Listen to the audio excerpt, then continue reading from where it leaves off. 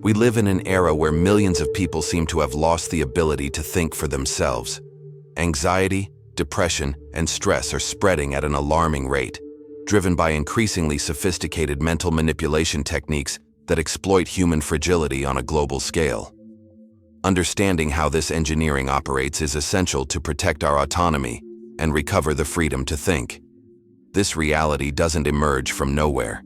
There's a conscious, complex, and persistent strategy to shape opinions and control minds. Only by knowing how these techniques operate can we escape the psychological siege that transforms individuals into predictable pieces of a system that profits from confusion. The journey to see this process is uncomfortable, but vital. Only those who recognize the traps can avoid them and live with true freedom, even when the majority prefers to ignore the signs pointing to the collective sickness that spreads silently. Our society displays increasingly clear signs of an ongoing psychological collapse. Anxiety has become epidemic, depression is growing among young people, and chronic stress has been normalized as if it were a natural part of modern life. These phenomena aren't isolated crises. Together they form a silent emotional pandemic that erodes the capacity for discernment and strengthens control over entire populations. But why does this explosion of emotional diseases happen precisely now in a period with technological advances never before seen, which theoretically should bring more comfort and well-being? How is it possible that a generation living with more material security and access to information than any other in history is so mentally ill? The answer goes beyond biological or individual factors. It lies in how the social, digital, and formational environment has been carefully shaped to exploit our fears, insecurities, and the deep desire for acceptance. These numbers aren't disconnected statistics. They're signs of a collective disturbance in the human mind. According to the Stress in America report from the American Psychological Association in 2022, more than 75% of young people report stress levels so high they harm their physical and mental health. This doesn't happen by chance. Those who can't deal with their own emotions become vulnerable, and this vulnerability is systematically cultivated by those who profit from confused and dependent populations. To illustrate, think about political campaigns that spread alarmist rumors just days before elections, provoking fear that paralyzes reasoning, or companies that use sensationalist advertising to create a sense of urgency, convincing people to buy products they don't need. These examples show how emotional strategies exploit weak points to manipulate on a large scale. Now, imagine millions of individuals incapable of processing feelings in a healthy way. The result is a fragile, confused mass, desperate for simple explanations to complex problems, creating the ideal scenario for those who wish to impose convenient narratives and limit individual freedom. This collective vulnerability creates the perfect ground for manipulation, because emotionally unstable people are much easier to influence than those who maintain self-control. It's as if all of society transformed into fertile soil for the seeds of control, because whoever dominates emotions also dominates choices. Each anxious, depressed, or stressed mind represents a strategic opportunity for those who know how to exploit this fragility. And the more individuals are dominated by fear and confusion, the more the effect spreads, feeding a vicious cycle of psychological dependence that spreads in silent waves. This collective mental illness isn't just a health problem, it's also a social and political problem. Emotionally fragile people make bad decisions, choose inadequate leaders, and accept solutions that only worsen their problems, creating a cycle that further strengthens the chaos in which they feel trapped. This pattern of illness and manipulation feeds the sensation of hopelessness and the conviction that there's no way out, which makes people even more susceptible to those who promise easy solutions. The dynamic is simple, but powerful. The more chaotic society becomes, the more people beg for someone who promises to restore order, even if it costs their freedom and ability to think critically. But who are those offering these quick and comforting solutions? And why do their proposals almost always require that we hand over part of our autonomy in exchange for promises of stability? The great secret is that those in power discovered long ago that controlling confused people is much easier than dealing with lucid and confident individuals. That's why there's now a true industry of psychological manipulation, fed by studies on human behavior and technologies that allow personalizing each message to hit the mind with surgical precision. This industry manifests in advertising campaigns, political speeches, and viral content on social networks, all constructed to provoke intense emotions, reduce critical capacity, and guide the masses in the desired direction. Techniques that were once restricted to interrogations or brainwashing processes are now applied subtly to entire populations, disguised as entertainment, opinion, or neutral information. They seem harmless, but are extremely effective at undermining mental autonomy. It's a process that appropriates our fear of being left out, the desire to belong, and the need for quick answers in a complex world. The fabrication of collective delusions doesn't happen by chance. It's a carefully planned process sustained by increasingly refined persuasion techniques based on scientific knowledge about how the human mind works. Those who manipulate know exactly which triggers to activate to provoke the desired reactions and ensure that people believe their ideas are the fruit of their own reflection, even when they're just conditioned responses to carefully orchestrated stimuli. They study psychology, neuroscience, and behavior to perfect their techniques. Not by chance. There are research centers specialized in influencing masses. Edward Bernays, considered the father of modern public relations, showed how the discoveries of his uncle, Sigmund Freud, could be used to systematize the manipulation of public opinion and transform it into a true science of influence. Knowledge that became even more powerful in the digital age. Modern propaganda is no longer crude like the posters or slogans of old dictatorships. Today, it's subtle, sophisticated, and almost invisible. It doesn't require you to believe immediately, just that you stop questioning. This silent approach is much more effective because it builds acceptance without provoking conscious resistance. While old slogans shouted orders, contemporary propaganda whispers suggestions infiltrated into every corner of our daily lives. It's embedded in the entertainment we watch, the news we read, the content we share, and even the informal conversations we have. The distortion of reality occurs gradually, almost imperceptibly, until the lie becomes more comfortable than the truth. Thus, people don't realize their perception has been shaped. They believe their opinions are original, when in practice they're the result of calculated influences. A good practical example is how series and films in many cases insert political or behavioral views into exciting narratives, naturalizing certain ideas. Another is the use of memes and jokes that go viral on social networks, transforming complex concepts into simplifications that shape public opinion with humor. Apparently innocent but loaded with direction. This subtlety makes millions repeat viewpoints without ever questioning the origin or who benefits from their adoption. It's like wearing glasses with slightly colored lenses. After a while, you forget you're wearing them and start seeing the world only in that color. This metaphor precisely illustrates how collective perception can be shaped without conscious resistance. The final objective isn't just to sell a product or promote a politician, but to shape how people perceive reality, form beliefs, and make decisions. It's a project to control consciousnesses, not just superficial opinions. When this happens on a large scale, all of society can be led where the manipulators want, without people realizing it.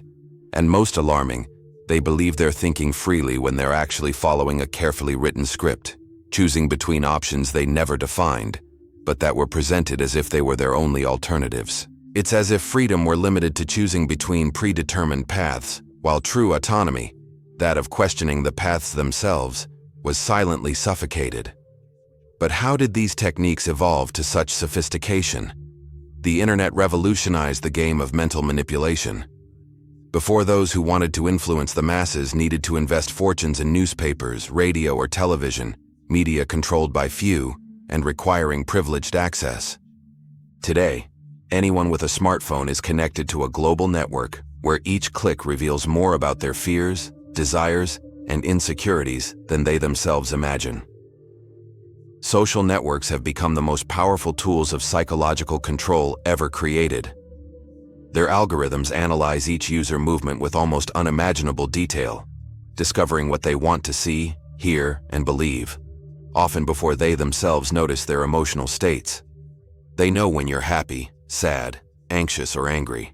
They know what makes you click, share, get outraged, or fall in love. Then they feed you content that reinforces your beliefs, isolating you in information bubbles tailor-made. This process creates the illusion that everyone thinks alike, when in reality, each person lives in a personalized reality. This fragmentation makes each individual inhabit their own universe, reinforcing divisions and making healthy social consensus difficult. It's as if society were transformed into a mosaic of isolated emotional bubbles, each trapped in their artificially reinforced certainties, unable to dialogue with other views. The speed with which the internet spreads information also amplifies the force of this manipulation. A piece of news, whether true or false, can spread to millions in a matter of hours, triggering mass emotional reactions before any critical reflection is possible. Reflection is replaced by reflex. People share, comment, and take sides in seconds without analyzing the context or veracity of the content. How many times have you shared something just because of the title or a quick impression? How many times have you formed an opinion about a complex topic after watching a short video or reading a sensationalist headline? This speed isn't just a byproduct of technology. It's intentionally exploited to reduce critical capacity, because the faster you react, the less time you have to think. The objective of those who control these tools is simple: concentrate influence and reduce resistance to their narratives. When all information passes through platforms controlled by few, directing what people will think, feel, and do becomes a much easier task. The diversity of perspectives is lost in a sea of opinions shaped by algorithms that reinforce whatever captures attention most, regardless of whether it's truth or lies. This dynamic characterizes a modern form of social control that dispenses with the use of physical force to dominate. It's enough to control the flow of information because the human mind, when bombarded by emotional stimuli, seeks quick shortcuts to feel safe. And most surprising is that many people voluntarily hand over this power, believing they're gaining something in return, like social acceptance, validation, or the sensation of belonging.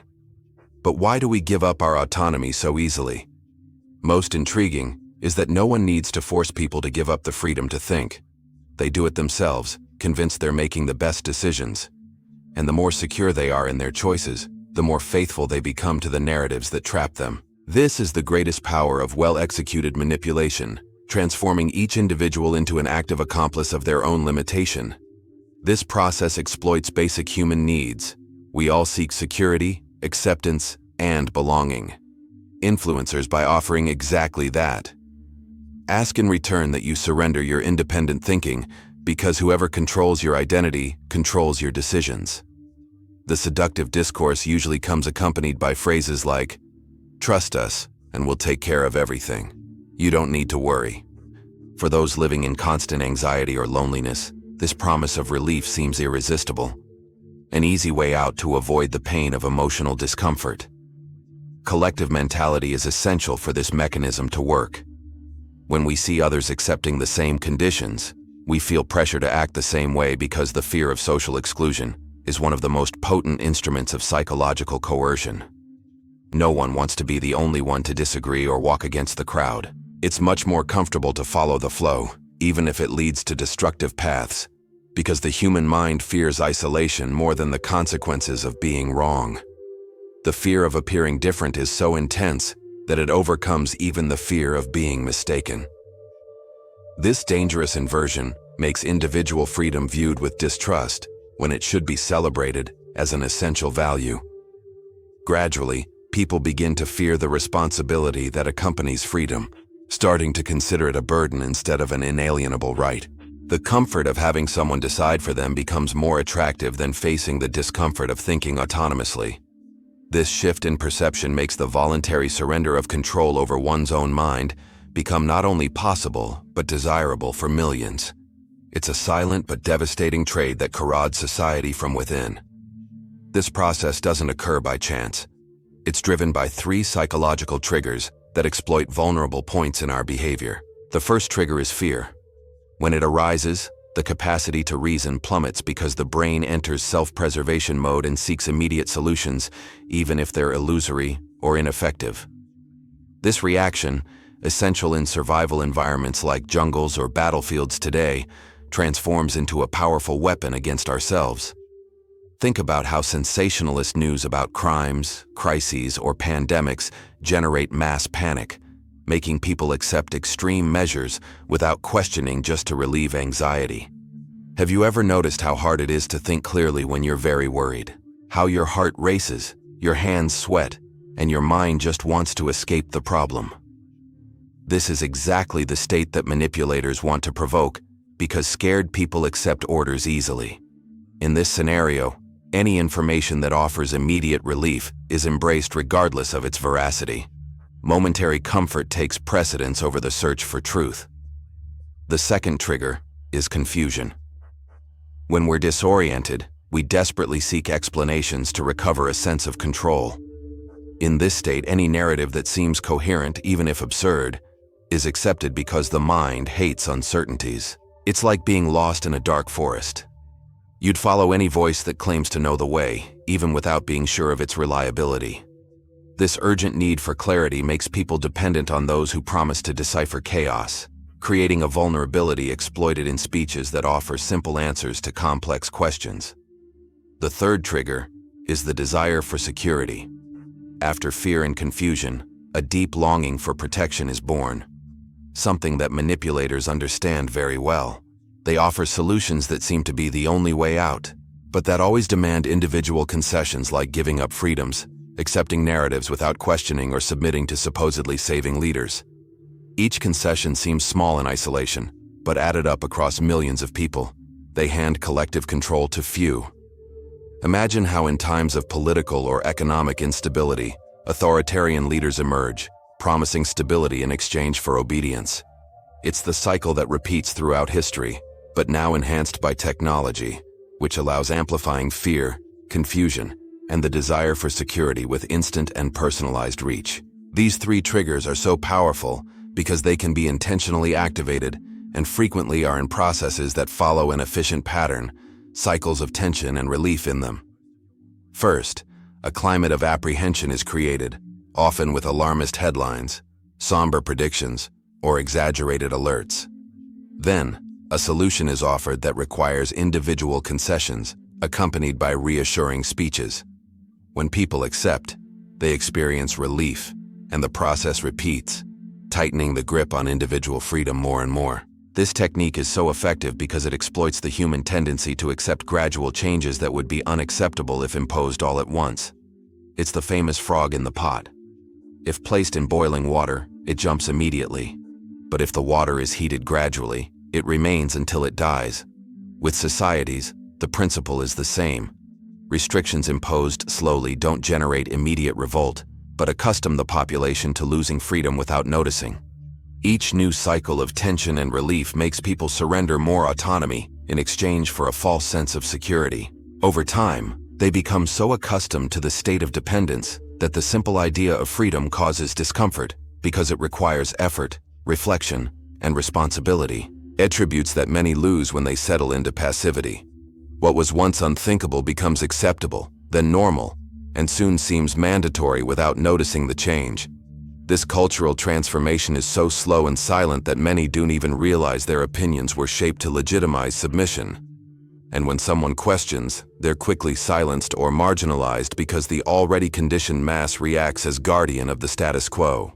Collective pressure then becomes one of the most powerful instruments for maintaining the cycle of control. The perpetuation of this cycle depends on a crucial detail: the constant generation of crisis. When one threat loses force, another is soon created or amplified, ensuring that people remain in a state of chronic anxiety. This strategy prevents emotional recovery and blocks critical reflection because the permanently scared and confused mind seeks only to survive the next imminent problem. Think about how successive scandals or political crises are reported without pause in news cycles. Before one controversy is clarified, another already occupies the headlines, keeping everyone busy, outraged, or worried. At this frantic pace, few have energy to analyze what's actually happening. It's easier to react than reflect, and that's exactly what manipulators expect. This succession of crises creates a society in constant vigilance, always waiting for the next shakeup. In this state, Individual freedom seems dangerous because the mind dominated by fear prefers quick certainties even if they cost autonomy. The dependence on ready-made solutions sold as unique grows with each cycle, weakening society from within and strengthening those who control the narratives. But why do isolated people become even more vulnerable? Separating individuals has always been one of the most effective strategies for exercising control. When isolated, people lose their support networks and become much more susceptible to external narratives because the fear of not belonging makes them eager for any group that accepts them. This isolation doesn't need to be physical. It can be emotional, intellectual, or social. Built silently by dynamics that discourage authentic dialogues and healthy disagreements, modern isolation is subtle and dangerous. It's not just about staying home. It's feeling disconnected even when surrounded by people. It's being afraid to express doubts and insecurities, believing that no one else shares these feelings. When we stop talking sincerely, questioning and sharing our uncertainties, we become easy targets for those who want to influence us. Because silence makes each person believe they're alone in their perceptions. How many times have you had an opinion that seemed to clash with everyone's, but preferred to stay quiet to avoid conflict? How many times did you convince yourself you were wrong just because no one else expressed the same doubts? This self-imposed silence is fertile ground for the passive acceptance of ideas that in an environment of open dialogue could be challenged and clarified. When people isolate themselves, they lose the chance to strengthen their critical thinking. Because this skill develops precisely in the confrontation of different ideas, in active listening, and in reflection, provoked by divergent viewpoints. Without this, the mind becomes rigid, incapable of sustaining responsibility for its own freedom.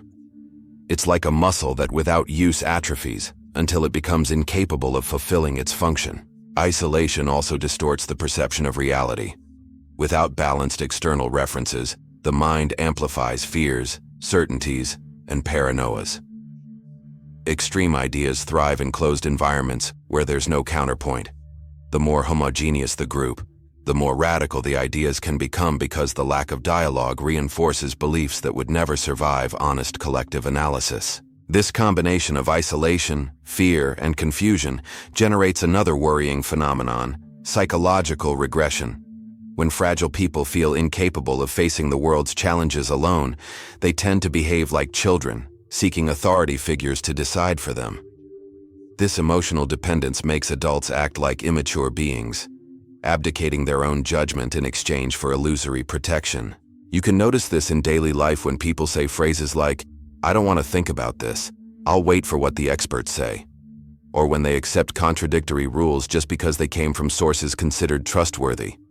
Carl Jung warned that by merging with the group, the individual drastically reduces their intellectual and moral level because sustaining one's own individuality requires courage, effort, and responsibility.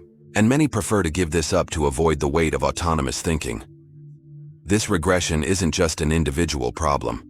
When millions of people go through it simultaneously, all of society becomes vulnerable to increasingly radical influences. Worse still, when regression mixes with ideological fervor, it creates an environment where hatred can be seen as virtue, and violence as heroism, legitimizing attitudes that would previously be considered inconceivable. To illustrate, just remember extremist movements that take advantage of the desperation and isolation of their members, offering belonging in exchange for blind obedience, or cults that promise absolute protection in exchange for the total surrender of critical thinking. These extreme examples show how the fragile mind, when captured, can be led to support actions it would never consider in times of emotional balance. The only way out of this labyrinth is to regain control of one's own mind. This doesn't mean ignoring fears or pretending strength.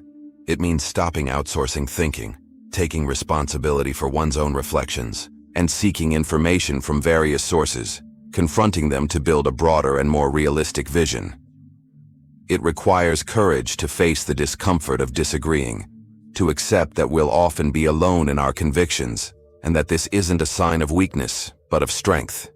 Genuine freedom is born from self-knowledge, self-control, and the conscious decision to act despite fear. When you decide to walk this path, you discover you're much stronger than you imagined. Each step toward autonomy reinforces the only true security: confidence in yourself. a confidence that doesn't depend on external approvals or imposed narratives. This choice isn't easy or quick. It's a daily exercise of attention, analysis, and questioning. But each moment you choose to think for yourself strengthens the capacity to resist the pressures that want to shape your ideas. Only this way is it possible to recover lucidity amid chaos, maintain sanity in a world that profits from confusion, and conquer a freedom that no one can take away from you.